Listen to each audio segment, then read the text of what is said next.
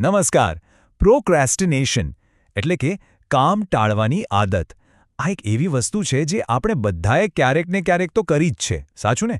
ભલે કોઈ મોટો ઓફિસ પ્રોજેક્ટ હોય, પરીક્ષાની તૈયારી કરવાની હોય કે પછી ઘરમાં કોઈએ સોંપેલું નાનકડું કામ હોય. આપણને ખબર હોય છે કે આ કામ જરૂરી છે, પણ બસ એને ટાળતા જ રહીએ છીએ. તો ચાલો આજે આ જ આદત પાછળનું મનોવિજ્ઞાન શું છે એ સમજીએ. તો મૂળ સવાલ એ છે કે આપણે આવું શા માટે કરીએ છીએ?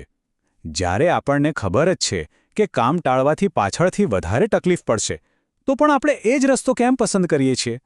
આ ખાલી આળસ નથી, એની પાછળ એક બહુ જ ઊંડું મનોવિજ્ઞાન છુપાયેલું છે. ચાલો આ કોયડાને ઉકેલવાની કોશિશ કરીએ. આ વ્યાખ્યા પર ધ્યાન આપો. આમાં સૌથી મહત્વનો શબ્દ છે અતાર્કિક. મતલબ આપણે જાણીએ છીએ કે કામ ટાળવું એ આપણા માટે ખરાબ છે, છતાં આપણે એ જ કરીએ છીએ. આનો સીધો અર્થ એ થાય છે કે આ નિર્ણય તર્કથી નથી લેવાતો, પણ આપણી લાગણીઓથી લેવાય છે. મોટાભાગે આપણે એવું માનીએ છીએ કે પ્રોક્રાસ્ટિનેશન એટલે આળસ અથવા તો ટાઈમ મેનેજમેન્ટની કમી. પણ શું ખરેખર એવું છે? હા, ચાલો આપણી આ માન્યતાને જરા ઊંડાણથી તપાસીએ. આપણે ઘણીવાર કામ ટાળવાની આદતને એક ચારિત્ર્યની ખામી તરીકે જોઈએ છીએ. પણ રિસર્ચ કંઈક બીજું જ કહે છે. એ કહે છે કે આ ખરેખર તો નકારાત્મક લાગણીઓથી બચવા માટેનું એક સાધન છે. જ્યારે કોઈ કામ આપણને ડર, ચિંતા કે કંટાળો આપે, ત્યારે આપણું મગજ આપણને એનાથી બચાવવા માટે આ રસ્તો અપનાવે છે. જુઓ, આળસ અને પ્રોક્રેસ્ટિનેશન વચ્ચે બહુ મોટો તફાવત છે. આળસુ વ્યક્તિ કંઈ જ કરવા નથી માંગતી, પણ જે વ્યક્તિ કામ ટાળી રહી છે એ એક અઘરા કામને ટાળીને બીજું કોઈ સહેલું કામ કરવા લાગે છે, જેમ કે ઈમેલ ચેક કરવા, વિડિયો જોવા કે પછી સોશિયલ મીડિયા પર સમય પસાર કરવો. આ એક સક્રિય પસંદગી છે, જેનો મુખ્ય હેતુ પેલી ખરાબ લાગણીઓથી બચવાનો છે. તો આનો અર્થ એ થયો કે પ્રોક્રાસ્ટિનેશન એ ટાઈમ મેનેજમેન્ટની નહીં, પણ મૂડ મેનેજમેન્ટની સમસ્યા છે. જ્યારે કોઈ કામ આપણને કંટાળાજનક, અઘરું કે ડરાવણું લાગે, ત્યારે આપણું મગજ આપણને એ ખરાબ મૂડથી બચાવવા માટે કામ ટાળવા માટે ઉશ્કેરે છે. પણ સવાલ એ છે કે આ બધું આપણા મગજની અંદર થાય છે કેવી રીતે?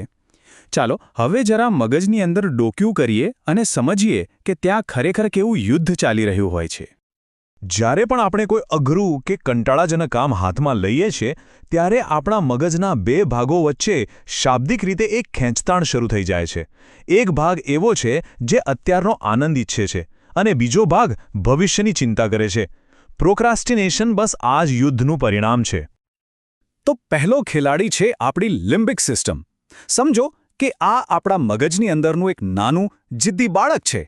આ મગજનો સૌથી જૂનો અને ભાવનાત્મક ભાગ છે.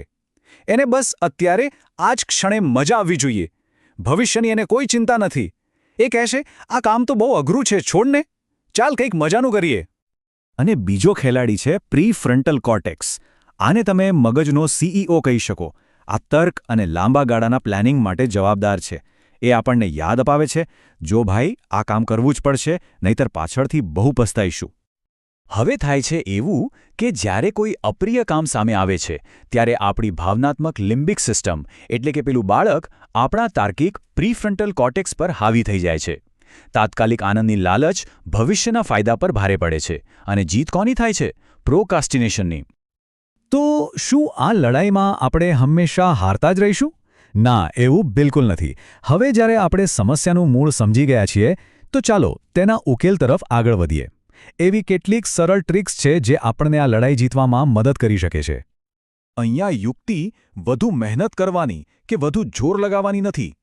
અસલી યુક્તિ એ છે કે આપણે કામને એવી રીતે રજૂ કરીએ કે આપણી ભાવનાત્મક લિમ્બિક સિસ્ટમને એ ડરાવણું કે કંટાળાજનક લાગે જ નહીં.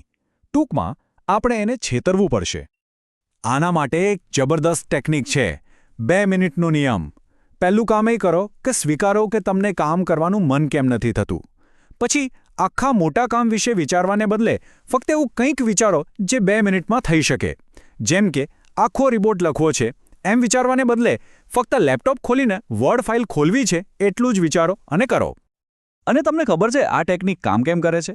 કારણ કે આંકડાઓ કહે છે કે 88% કિસ્સાઓમાં જો આપણે કોઈ કામ શરૂ કરી દઈએ, ભલે કેટલું પણ નાનું કેમ ન હોય, તો આપણે એને ચાલુ રાખીએ છીએ. સૌથી મોટી મુશ્કેલી તો કામ શરૂ કરવાની જ હોય છે. એકવાર ગાડી ચાલુ થઈ જાય પછી એને રોકવી અઘરી છે. તો આ બધી વાતનો સાર શું છે?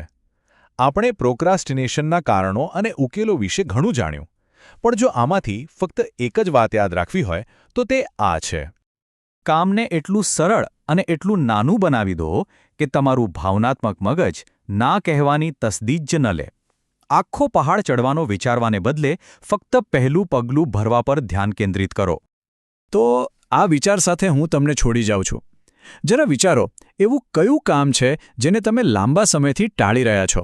અને એ કામ માટેનું સૌથી નાનું 2 મિનિટનું પ્રથમ પગલું શું હોઈ શકે? આજે જે કરો, કારણ કે કોઈપણ મોટા પરિવર્તનની શરૂઆત હંમેશા એક નાના પગલાંથી જ થાય છે.